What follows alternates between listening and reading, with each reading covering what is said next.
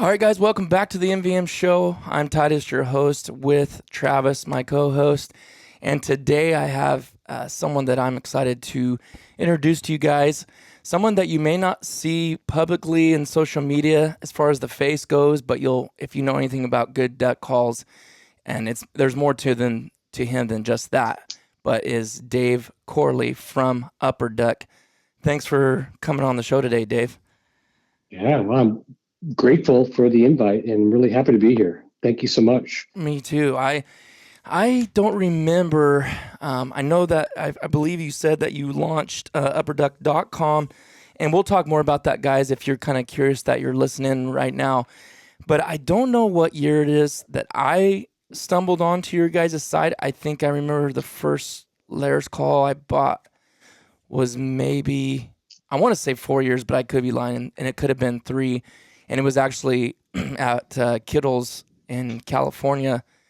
But then I was talking to Brett about some custom colors, and then he mentioned he's like, Upper Duck's the place to go. And then the more I researched it, more everybody's like, Upper Duck, Upper Duck. So why don't you, Dave, tell us about, there's more to you, a lot more than that, I know. But I'd like to hear from your own mouth. Like, give us a little bit of yourself and your bio and just kind of your background. Sure. Well, yeah, Kittle's I know is a great store. I've heard a lot of great things about them. I haven't been out there. I hope to one day. And, Layers has been around a long time. And when I decided to try to put something together, this company, Upper Duck, there's a lot of stores out there and a lot of great, suppliers. But there are a lot of them also that got so big that I was thinking they weren't doing a great job at supplying. And so I decided, what would it be if we could get some of the best duck calls that I've ran and that some of the guys that I hunt with run, and kind of put them all on one site, and then also try to do some education around it and do some more videos and some sound files and see how it goes. And, I had a vision for that, and it worked. It started I had the idea back in 2013, and I launched in 2014. My wife and I started this company, put up the website, and it's just been a blessing since then. I've met so many incredible people like you and Travis, and the list goes on and on in this industry of just avid waterfowlers and folks that make calls and sell calls, and from firearms to decoys. So that was the premise of it, and I was just really lucky to, in my mind, I saw a value to put something like that together and offer it in one spot. And we've had a lot of success and just a lot of great fun along the way too.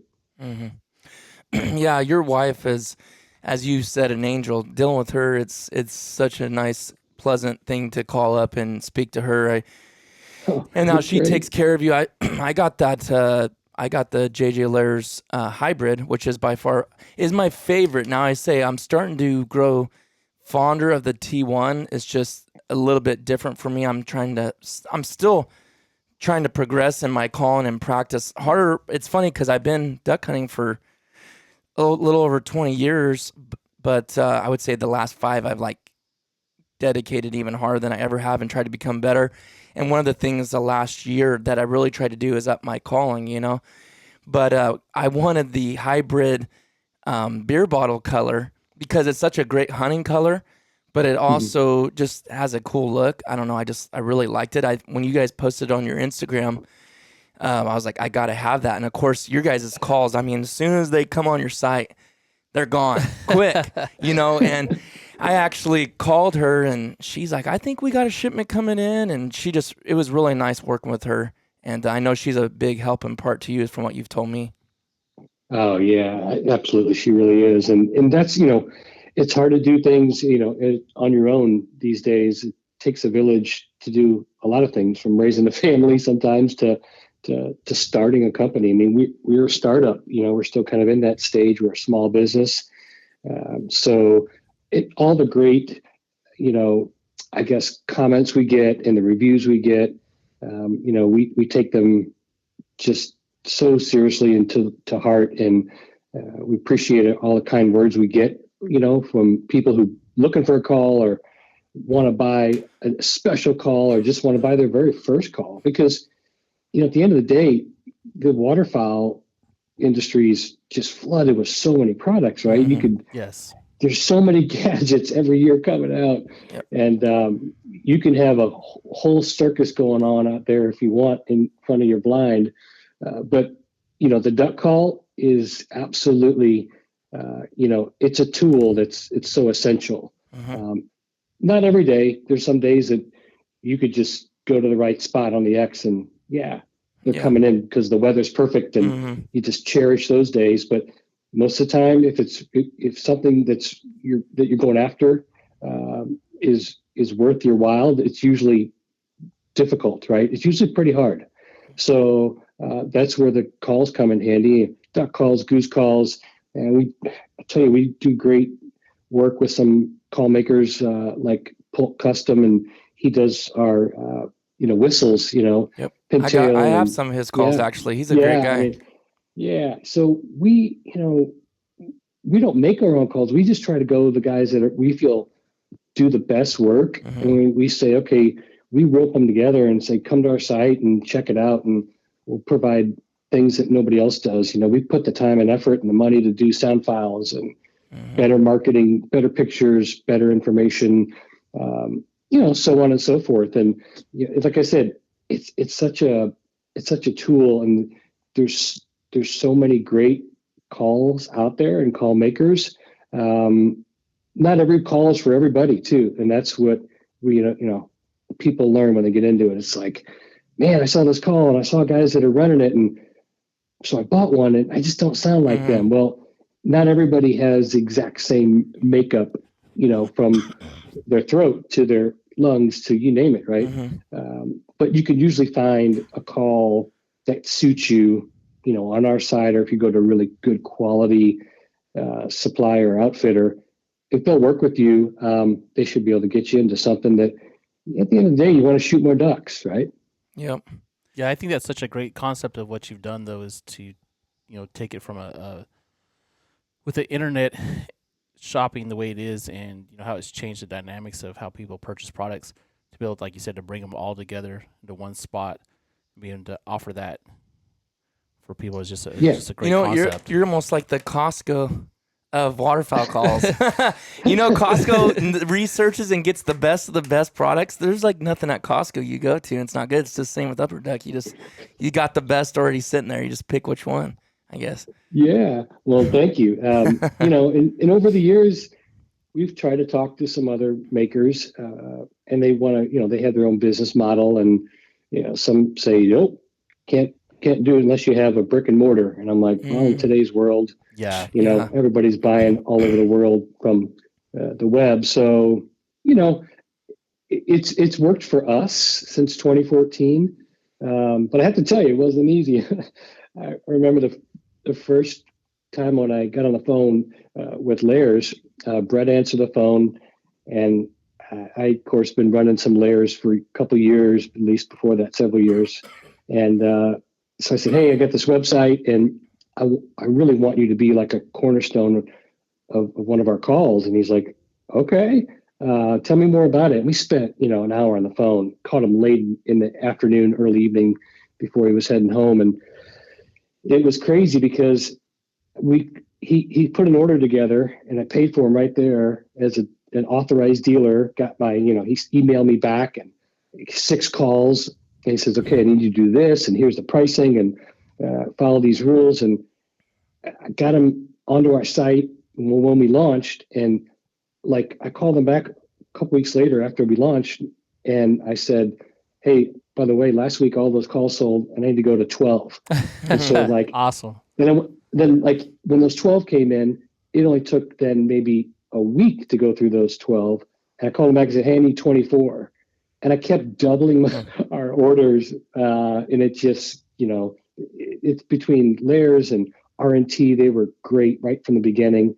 They saw our vision, and they said, yeah, let's, we'd like to try it. It's worth it wasn't a big risk at all, but it was something of interest to both those parties. Those were two of my biggest, from the beginning. And, we ran with them, and they continue to be great partners with us, because that's what it's about. I mean, you can sell calls online out of your basement or whatever and do things and trade and stuff, but to have a business and an operation and to be here for the longevity, you need good partners out there. And a lot of groups like them have stuck with us, and we stuck with them, and it's been wonderful. That's awesome. And now with the increased visibility, it's just, it should continue to grow and be successful. That's just an awesome concept. Awesome story of how you started, with a vision, and took off and ran with that. And, I had to tell you, there was guys that said, okay, so you're starting this company? Because I was telling them, what I'm doing, and they're friends of mine, they're duck hunters, and they're saying, you're going to start with 6 calls from this company and 6 from that. What are you going to do with, 4 companies that you start with? If you don't sell any, what are you going to do with these 24 calls? Can you send them back? I'm literally, and I'm like, I haven't thought of that, but I'm not worried about it. Yeah, I'm going to sell these calls. Yeah, I just knew in my heart, in what my research had told me, that there's a market for this, and we didn't look back. So again, thankful for those who have stuck with us, and I'm really grateful for those who are continuing to work with us, and because we got a lot of great things coming up in the future too. That's awesome. Yeah. Now, where'd your career start out? We'll kind of almost backtrack just a little bit, and then I want to go into some other topics. But how'd you start out? What's you in your career wise? What'd you start out doing? Well, I've been in, I guess you could say, marketing and sales probably my whole life, from knocking on doors to asking my neighbors if they want their lawn cut, to one next door neighbor, literally next to us when I grew up. He owned Dunkin' Donuts in our township next to us, and so he'd get up every morning at like 3:30 in the morning, literally go make the donuts, like that old commercial. And somehow the concept came up of like, hey, if he comes home every morning about 6:30 in the morning, I could get a dozen donuts from him, and I can go sell them in our neighborhood entrance. And I literally started that as part of like my very first probably real sales job when I was 12 years old. And so when I went to school, I was lucky enough to play some sports in high school, college. And when I got out, I really thought, to be fully transparent, I wanted to be like in the FBI or something along, those lines. That was really my path. I majored in criminal justice administration, and my uncle, who in St. Louis has this great company, is like, hey, why don't you come work for me? And, in sales and marketing. And so I was doing that like my last year or so in college, like in the summer and stuff. And I'm like, I could probably do this for a while. And I stayed with it. I never got out. So I got into the wellness and fitness industry, started working with some great companies that sold into, large health clubs, et cetera. So that's kind of been my first career, the health and fitness and wellness industry. And I've always been a duck hunter and a quail hunter and a pheasant hunter, kind of a semi deer hunter, but not real serious until like the last probably 5 years or so.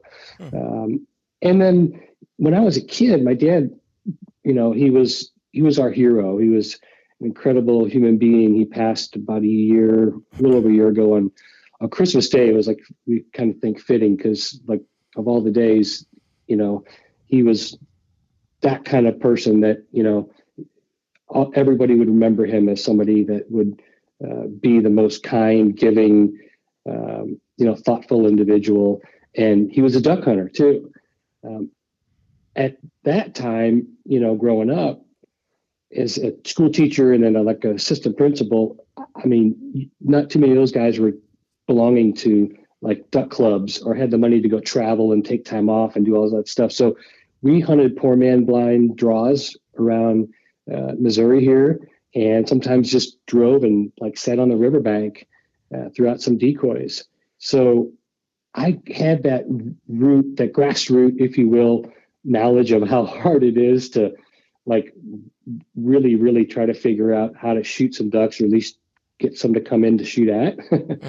And so, I've hunted it all.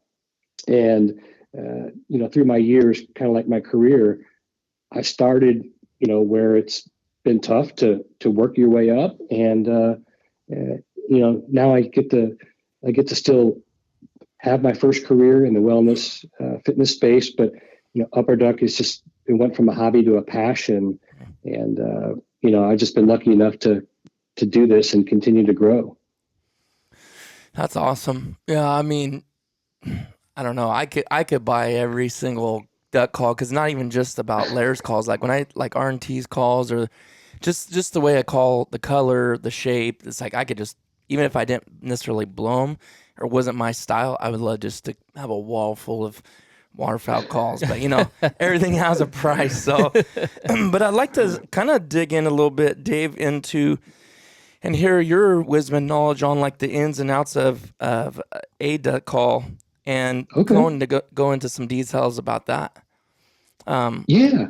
Can absolutely. you explain to us? We've had some podcasts and talk about, and I know again that Laird's is not the only call you probably blow.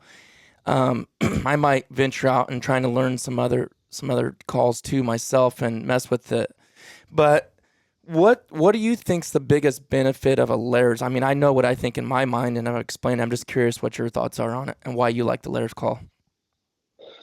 Well, when I first picked up a Laird's call years ago, I noticed, how easy it was for me to just like produce my air and not have to put any voice in it, or, grunt, or guys call it different things. It just, to me, it personally just sounded like a duck.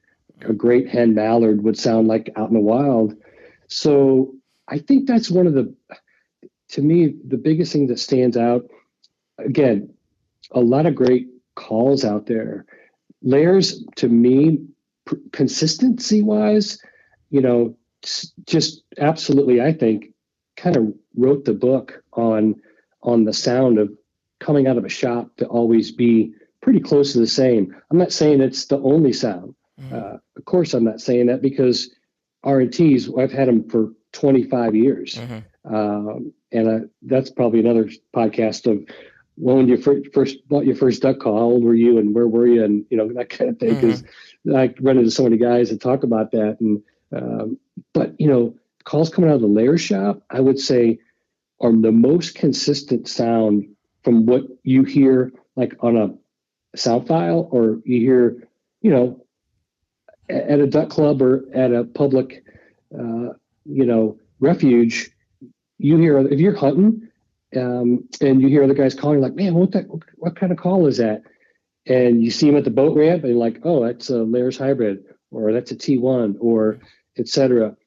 I think guys always tell me that all the time. They're like, it sounds most consistent of any other call probably out there, because it's overall at the end of the day a little bit less of the hands-on, final stages of it, because it has, the plastic wedge versus the cork, which you need to kind of cut to each call, et cetera. But I mean, I could tell you most of the Mondos or daisy cutters or short barrels that I have, I can get them to sound all like I want them. And most guys can. It's just maybe coming out of the box, they're a little different. Jim Roundquist does a phenomenal job. So does, the rest of the crew at R&T, about if you want your call to sound a certain way and you're going to be down in Stuttgart, or you want to send it to them. And I mean, they do a lot of that. I do too. A lot of guys come to me. I'm not a call maker. I never pretend to be somebody like a world champion, like Jimbo or John or Butch was, or some of these other guys that, really know their way around a call. But I think the consistency, the duck call has to have, efficacy that really holds water. And otherwise it's just another, what some guys call a bird whistle. That you want to be able to pick it up and go, as soon as I hit that first note, because there's only a 4-pack flying by and you haven't seen anything in the first hour, you want to be able to turn them, and you want to know that call has the highest chance of just sounding exactly like you want it. Like you want that rasp, or you want that volume, or you want that cadence, and it's going to just make it. Other days, like I said, it might not matter because you can just make some basic duck call sounds, and they're coming into this only open hole that's in the area, right? Mm-hmm. Or it's a weather day. But I think that's the thing about, if you asked about just the layers, the consistency, and Mm-hmm. the other thing is the ease of use. You can just swap out the reeds constantly. I know that we get a lot of, not negativity, but I would say a lot of duck callers and waterfowlers out there that say, man, you guys are out of reeds again. Well, we buy literally thousands of layers reeds a year. Do you really? Thousands. Oh yeah. And they go that fast. And they go out, and we try to tell people, usually it's, around April, May, June, July, we get our biggest stock of them. And then come the season, layers is pumping out more calls versus punching reeds. And then sure enough, it's like, where are the reeds? I'm like, I wish we all had time to make them, but we don't. we got to make duck calls first before you can make more reeds. And that the reed thing has been a huge, I think, advantage for JJ layers. But to have a measurable starting point or ending point to when you pick up a duck call. Mm-hmm. I think for a lot of guys, it's just like, man, they've never seen that before, and it enables you to dial it in. I mean, I literally could go hunt one season with just maybe one call, like a hybrid right in the middle, and just change the reeds out every hunt I go on throughout the season and stuff, and sound like different ducks in different situations and different environments and et cetera. All and have the same base model call, if you know what I mean. But that would be too easy. It's easier to grab a call, run it, and if 2 hours later the weather changes, the wind changes, or whatever, you got another one there with a longer reed and maybe longer insert or something, and you're able to mix it up. So I think that those two things to me stick out, the most. Plus the fact that I know I work with, JJ Layers in their shop, been there.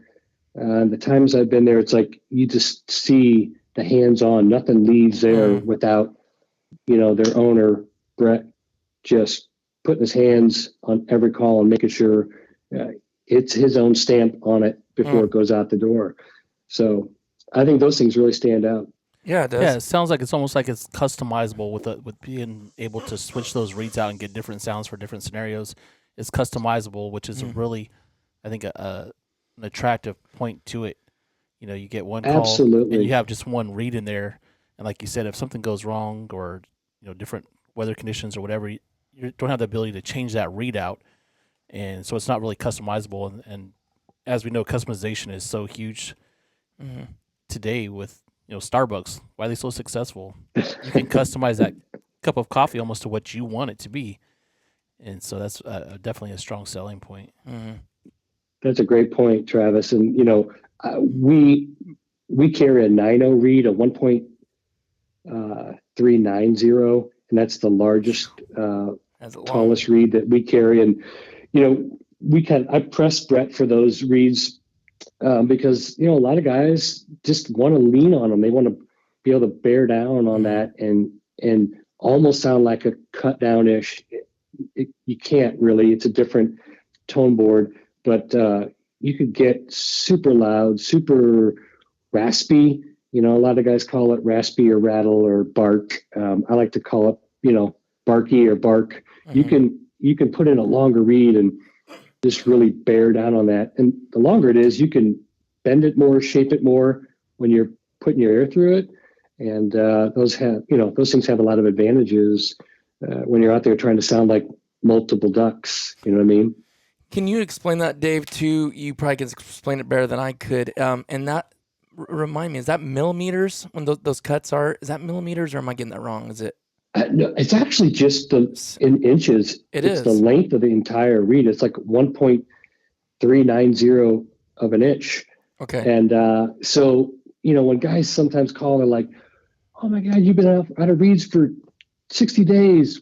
And I'm like, you know what? I wish I could make more, but if you got spare reeds that are just standard length, put it on a little cutting board and measure it out and put 2 dots on top and bottom. Get a really nice sharp scissors, and just cut that at the length of that inch of measurement.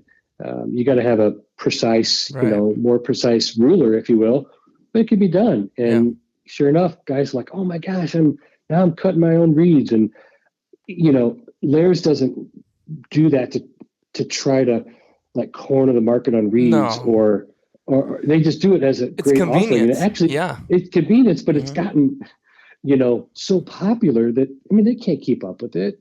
And they're not going to just put out reeds that are kind of out there too fast, and the quality control isn't there. So you got to wait, and when they come in, and there's other dealers that maybe don't sell as many reeds, and they might have them longer than we have, but we literally get thousands in stock every year. Wow. And as soon as they're in, we're still on back order for another couple thousand. It's just you never can catch up. You know what I mean? I bet you guys put in some big orders. Yeah. We feel that, like I said, it's a partnership. So when we can work with Lairs on even an idea, like maybe one of our first biggest ones was the blue label concept. Oh yeah. That kind of matched the Johnny Walker. Yeah. What I was out there and I was telling Brett about this and showing him pictures on my phone of a bottle of a blue label Johnny Walker. He's like, "Oh, I know the bottle." I'm like, "What do you think about trying to, make a duck call to get close to this look?" Because I just love this glass. I love the color scheme and everything. And it just says something, pretty cool about the look. And, with acrylic, we can maybe try to match that. Well, just that alone took literally just over a year to get that project, that first run ever done. But again, it's more of, it's listening to what the customers want, because that, like you were saying, even Travis, customization is everything. Yes. And so I knew that there could be a very, good need for something that would be unique like that. And then, we've done a lot of other cool stuff, brought the jade back in both the Lairs line. We did we probably did the last run of the real original jade from Spartech, but then we brought in the dead shot jade. We brought that to R&T as well. We've done a bunch of runs in Mondos, daisy cutters, short barrels, things like that. So customization, you're right. Just looping back to that. I know this is kind of probably a long part of the segment, but it hasn't gone away. And it just seems like it's getting even more and more popular. Yeah, like the Darth Vader with the whole Star Wars thing. It's just like, for some people, it's not duck calls, but they associate it with something else, and it's a attention grabber.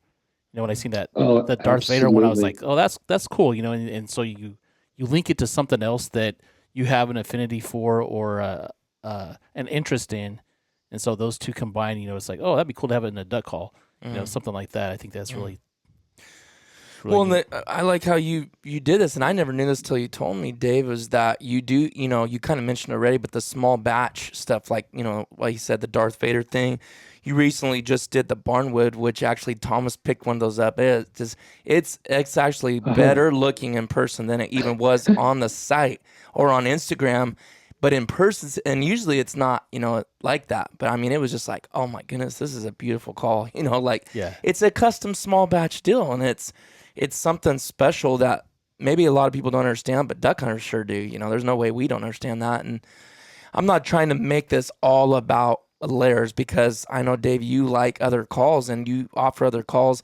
And I think in a future podcast, we definitely can go into some other brands and talk about theirs, because not everybody on this podcast has heard or even uses JJ Lairs. Their favorite may be something totally different, but just kind of digging in the weeds a little bit of different things, something that is special to our hearts, that we really like. But you also did, like you said, you talked about the jade and all that stuff, and just these Mm-hmm. small batch things. It's just really neat because if you go on some of the Facebook pages, they're strictly JJ layers or small batch call pages. And people were like, do you have number 7 of 15? You know, I'll trade you for that for a 2 of 15. Or it's just kind of neat. Like, that's just how us duck hunters are, you know, like that's what we like to do, you know? So I think it's cool that you offer that, and that you're the one that actually came up with that idea. Well, yeah, back in 2015, we did what we at Upper Duck came up with was, quote, small batch, unquote. And it was a ivory Mondo, and they were signed by Jim Ronquist on the tone board on the inside. And he filled it, with black acrylic. And I put them out there, small batch. I think we only did I want to say 12, but don't quote me on it. So we did that. And I mean, our page blew up, my cell phone blew up, email, everything. So we started doing more. Well, then other people are like, oh, we got small batches. And they started calling them small batches. Was I the very first ever? I may have been, but I don't know for sure. Right. But we were the first ones to really market it and put it out there as small batch. And then, it was kind of really cool to see others call it that, if you will. And, it's a nice story because I even had somebody come up to me, I won't mention, his name, but he's like, yeah, we've been doing this and calling it that. And I didn't realize that you did it before us. So kudos to you. And I said, oh, thank you. Coin the phrase. Yeah. So I tell you, everything that we do, not everything is a home run, right? But everything we do, it's like we think about what do duck hunters want? Do they all want to have just a piece of black acrylic or Delwyn around their neck? No, but they did back in the 1960s, 70s, 80s, and most of the 90s. And then a lot of cool colors came out. The very first full acrylic call that I bought was this little store up here outside of St. Louis County. And it was a RNT original. And it is the, like they call it like bourbon and water. So the bottom was a bourbon color insert and the top was clear. I still have it. It's got the original clear sticker on it, and that was like a cool call. And then it came out the daisy cutter, and I got the first batch of I bought a first red daisy cutter that they came out with, the original. And I know guys that have blue, and it's like there's a lot of old cool colors that started some of that customization or just differentiation, if you will. And now, I mean, we get colors now that Deadshot's doing, some of these bonded luxe colors that we do. I did some of the layers, mag hens. I think I only had 2 or 3 of them built. And then we auctioned them off, actually one for the UC Davis, I believe it is, Children's Hospital. And I did one for a St. Louis charity as well. Both are not-for-profit. And when I put them up and the bidding went out, I literally had guys say, I know this sold for $1,000, but I'll make me another one and I'll pay $2,000 for it. Wow. And I'll write the check to the organization. I'm like, no, I would love to, but I mean, we marketed it as, look, right now, we don't think these exact, pressed colors will be together again in a batch of acrylic.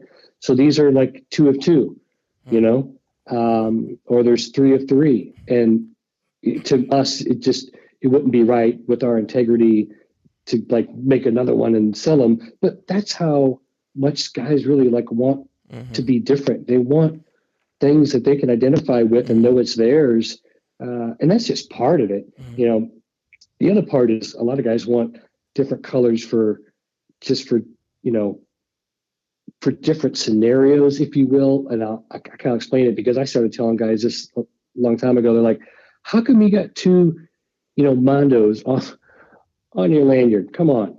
I'm like, well, this ivory one is a Mondo LT, so it's a little lighter. It's easy to just simply get on real quick and be a little softer on. Mm-hmm. But this Muddy Mississippi LA cut, this is the one that this is my workhorse for when there's wind, there's weather, or whatever. And it's a darker color. So I do all my calls, if I have 2 Mondos on a lanyard or in my blind bag, the lighter one's always going to be, for me personally, I make it the lighter sound, the lighter presentation, and the lighter read, if you will. And same with the layers. Like my colors that are lighter in color, I got a T1 that's, lighter, like a see-through, like a transparent. Mm-hmm. I'm going to have a 2.0 read or a 1.325 in it, maybe, or a 3.0. But my darker T1s are always going to be 6.0, 7.5, you know what I mean? And so on and so forth. And like, even when the Mag Hen came out, I got matte green and matte black, and those are just my 9.0 read, 8.0 read stuff. Wow. And then my Venom and Steel, I've always just got like a 5.5 in it type of thing, or 6.0. I just know, because I don't have to worry about, hey, what does this call sound like? I know it because I do that, like how it's colored and how it's shaded. Wow. I never even thought about, you're talking about colors so you're saying those darker colors, you had the longer reads in, and then the lighter color calls, or the see-through calls, you had the lighter or the shorter reads in? Yeah. That's kind of smart. I never even thought, like, that's funny how everybody does a reason for how they do something. And there's so many different ways to do that. I never even thought about that. It's kind of geeky. Yeah. No, it is, but it makes sense though. I mean, because you don't want to be like, okay, there's a reason I put a call on my right versus my left, even if I have 2 calls. My brain's like, this is how my brain works. I'm going to use this call on this side for this and this call for this. Everybody has their reasoning. There's usually it's not just frivolous. There's a reason behind it. So it's kind of, I never even thought about it, but it's actually a really good idea. Yeah, well, hopefully if I taught you all something, then I think I accomplished my goal. So. Yeah. Well, hey, if you got anybody listening to this podcast right now, if you're getting something out of this, don't forget to rate and review it on Apple Podcasts, or if you're listening on Spotify, you can actually rate it on there as well. Or you can go on the MVM Show on YouTube and you can subscribe there. We have a podcast 1 to 2 coming out every single week. So anyways, you also check out Upper Duck on Instagram. Check out their website, upperduck.com. Also, they have a YouTube channel, like Dave said, and I go there all the time, is to listen to these sound files, not just to hear what the call sounds like, but also to maybe instructional, to practice with. Some of the guys that you've got on there, actually all the guys you got on there, Dave, are really good callers, and I'm sure there's a reason they're probably actually competition callers, but I like it because some guys do. One of the ones I just watched, and I think it was, what was his name? Was it Brett? Not Brett. Brett. Oh yeah, Brett Edelman probably. Yes, and he said, I'm going to do some, and I was like, that's a great idea, because some people want to buy these calls for competition, and some want to buy them for live duck, and some want to buy them just for hunting. So he kind of did 3 styles in that one video to give the sound file for that. So it's a great idea, for sure. So go check that out. Yeah, we're blessed to have folks like Brett Edelman to help us out on these sound files, and we just try to be educational. Sometimes it's like, hey, let's just get the camera rolling and get the sound, and boom. Other times it makes sense if we can get some education to talk about what the call does, the differentiation. Let's face it, a lot of folks still haven't even ever blown a cut down, right? And I don't know if you, Travis, have one and run one, but I'm going to put you on the spot. Do you run cut downs, or have you? No, I have not. For years. Okay. So when I started, basically, I bought the cheapest call I could find at Big 5, ran that for a while, and just here and there, see something at Walmart, pick it up. And I never even bought a custom call, I guess you would say, until a friend of mine that he had a dental lab. Like I said, I was a dental hygienist for a long time. and he's like, "Hey, this is a really cool call, and I really like the sound of it." And so that was basically the first and only custom call that I've ever even purchased, and I've had the same call for how long, Titus? Over 20, Forever. yeah, With the same read. You know what I'm saying? It's just Same read. I'm a hard person to change. I mean, I just get locked into something, you know. And so the I guess the younger generation with Titus and Thomas and my son Talon, they've kind of you know, opened my eyes to a few things and try to get me out of my comfort zone. And so yeah, but no, just basically I've ran 2 calls for a long time and really haven't altered too much from that, I guess. But I really pardon me. So just think, if you're trying to like pick a Mondo or a cut down to buy, it's like, how do you just do that? You know what I mean? So if we've had some videos where you know, Brett's talked about the short versus the standard size, you know, Mondo, the LAS versus just the LA. So, you know, there's a lot of differences in those calls. And if we can, in some of the videos, we have the time, we have the capability to show those. That's what we try to do for, you know, for all the waterfowlers. I mean, it doesn't matter, you know, not everybody's going to buy a call from us, but if we can give them education and they can make the right decision the first time, then maybe they'll come back to us on the second time, you know, type of thing. Yeah, it's a great concept. I mean, when you go, you know, you don't know until you drive something, right? You can't drive every car that's out there, basically. Right. So if you can have something to, you know, to listen to hear the sound, it's like I said, customization for a specific individual, you know, and the probability that they buy a product that they're really impressed with and they like and are happy with it, you know, you're just upping the odds of that occurring when you have those sound files to listen to. Yeah. And so I'm going to put you two on the spot again, if you don't mind, both of you this time. So do you guys ever consider what kind of caller the other one is when you guys hunt together, like the 3 of you, your main group there? Do you guys say, oh, you know, Titus says, I know, you know, Thomas kind of sounds like this or runs this call, or Travis, you go, I know Titus sounds like this. So do you guys ever think about working, like complimenting each other, or you just always just run a call to when you feel a duck needs to be called, or et cetera? You know what? That's an interesting question, because when we hunted Idaho this last year, I think a lot of times I would just back off because of the sounds that they were making, you know, and I knew that they were effective, and then would just kind of just interject every once in a while. I think that they sounded great when the birds were at a distance, and even as they got up closer. And then I guess each of us develops our own, I guess, calling style, or, you know, when we call. And I think that that's when I would just try to interject it at certain times when I felt like, okay, the bird's doing this, you know, and this would be beneficial. Yeah, Gotcha. I think that too. I do think about what you're saying, because it's very important to all of us. We talk about it. I think we'll talk about calling, how much calling, like, that was too heavy. We kind of hit too heavy. We're very, very observant of how the birds act or what they do.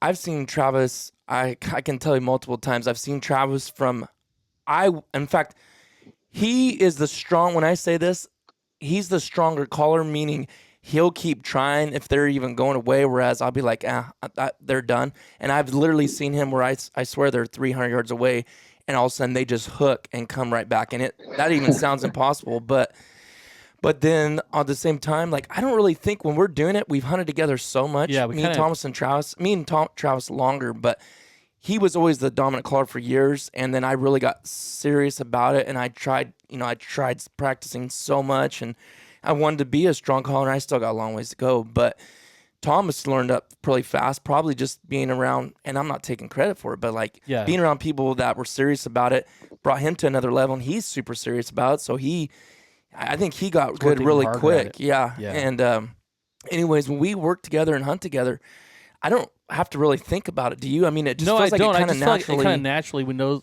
you feed off one another. You know what the other's gonna. Basically, we've hunted so much together. We know what the other person's gonna do at a specific time, I would think. Yeah. Yeah. And that's fun. That's fun doing that. But I will say, I also hunted the last quite a few years with new people, not new as in new duck hunters, but different people that are really good hunters, that they have their way. And you talk about that for sure before you hunt, right? Like, okay, how do you use this? How you do this? Because that's how we do it. But we'll work together to come in the middle, Like this year working with Kevin, Yeah, and you probably learned things that you wouldn't have learned I otherwise did. as well. It was actually crazy because he was a very aggressive caller all the way up until they're decoying about to shoot, and I've always kind of backed up as they get closer, just kind of letting them come in. But where we were hunting and how he hunted, he was blowing hard right in their face, and it didn't even faze him. So it's so interesting, whether you're in California, whether you're in Washington, whether you're in Idaho, whether you're in Kansas, wherever you're at, the birds, I want to say they're different and how they react to calls, but does that sound crazy? I mean, I feel like it is. I mean, like you go to Canada, I've hunted in Canada, and you don't need a call. I mean, really, like it makes us duck hunters feel good. Oh, I called, and all those birds came in. Like, you could go stand out there in the decoys in a field in Canada, and they're landing on top of you. I've had that happen. So it's like, then there's times when you better call because you're not gonna get their attention if you don't. So that's a broad subject. Yeah. Well, and another reason why I asked it was because I hunt with some of the same guys, and I know one guy on my left on the dog box, he's always going to be running either one call, maybe two calls, and he's had them for several years. And maybe the other guy on the other side or whatever is probably going to barely call because he always says, "You guys call," right? And then another day, another guy or two is in the blind that's different. And what I always try to do, what I learned from some of these old timers was, don't all try to sound alike. Space out your calling. Like that's probably pretty common sense, and that's what they do in like the 2-man meat competitions. You don't want to like call on top of each other. You want to stagger your sounds and your cadences and exactly, complement. So that's the other reason why it's like I always come to a pit, or to a hunting hole with a couple different lanyards, and I've got 2 calls at least on every lanyard. I on the average I have 4 to 6 duck calls with me every time I go, and I just got them on different lanyards in my bag. And I just know if I can either like switch it out because the ducks aren't responding, or another guy joined that he has a style that's has a raspy reed in there. I can go to a T1 or a R&T short barrel and just sound more whiny, you know what I mean? And more of a younger duck type of thing, and get a little bit more finesse. But if you got a guy that's just like, bah, bah, bah, every time, then you don't want to do the same thing. Right. So I always try to have tools at my ready to complement other guys that I'm hunting with. Yeah, I think that's something I had never really thought about before you saying that, because I have a friend that he's pretty avid into predator calling, and I would think it would probably be the same thing with ducks. He'd use a certain sound, but it didn't work, and he switches up that sound, and immediately that predator will respond to that call. And why would it be any different with ducks, right? I mean, they get used to hearing certain sounds, and why not something just a little bit different would be that one thing that would trigger them to to come back and to work the decoys. Oh, absolutely. Yeah. And there's some days literally that it's like, oh man, this is like a great day. I got a report that, a couple hours north, they're holding 200,000 ducks, and, weather tonight's pushing them in. You show up in the morning and it's like you see ducks moving and you're calling, and nothing's happening, They're just not coming close enough. And I could literally switch to just a completely different random call. I always carry a decades old Olt that was my father's, and from them to today's Mondos, to mag hens, those are all 3 like louder, more, bolder, barkier calls. But even them, they all have different sounds. Yes. You know what I mean? And so it's like days when you just have to work a little harder. To me, it's always a blessing to have, more tools in your tool bag. You can't really do it with like shotguns or ammo. You can have different ammo if the wind changes or they're like in your face at 15 yards. You go to maybe a lighter load, but or a different choke. But duck calls are so easy to just grab one versus the other and switch them up. Yeah. For many, many different reasons, and that's probably part of the reason I got into starting the company, because I might have had a problem with the amount of duck calls I already had. Well, hey, we're kind of running a little bit low on time, but I wanted to ask you one last thing, and hopefully this is not something you feel like you already answered, but what do you feel the best way to outfit a lanyard? Oh, wow. I would say, full transparency, you have to start with what you are comfortable with and what you have confidence in. And it doesn't matter if the call that, like you said, Travis, you've been running one call for many years. Yes. Stay with that, and then if you want to try to grow and diversify or change things up, just add to it, because you can go and, on a Facebook page or whatever and move a call if it doesn't really fit your style. Because I can tell you, there are calls that, guys rave about. It just doesn't fit my style. Yeah. So I understand that. I appreciate that. It's like guns, we all, guns or trucks, everybody's got their favorite, right? But at the end, you could usually find one that's really going to work for you. If you've got a lanyard that you want to put, a call that you have 100% confidence in, that's going to do two things. It's going to, give you that, that drive to continue running that call when ducks are coming in and they're not finishing for you and you got to stay on them, et cetera. But it always also tells you in your mind, hey, go for something that you might not always like when you're trying to call it ducks, but you've never been really good at like doing a comeback call. Go to your call that you have confidence in and just learn the comeback call on that one. And then get that real fast, bah, bah, bah, bah, bah, bah, bah, bah, and then you can branch out and grab another call type of thing. If you've got a lanyard that you want to have multiple calls on, keep your confidence call, add something like starting with the Layers T1 or maybe an RNT short barrel type of thing, because those are calls in those lines that most guys say are easier to start with. And then go to a hybrid, go to a mag hen, if you're an RNT short barrel, then go to a daisy cutter, then go to a Mondo type of thing.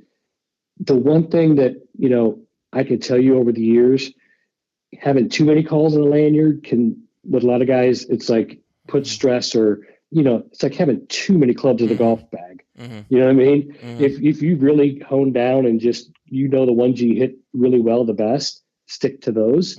And that, I don't know, that's my advice, and it might be a little lengthy, but it's just really, you got to have confidence and add calls that you see are, out there, but aren't the most advanced. You know what I mean? They're not the longest barrels, they're not the longest inserts. You have a chance to produce sound on them, a quicker response to the reed when you push that air through. And that's why I mentioned like a T1 and like a short barrel ish when it comes to the R&T side.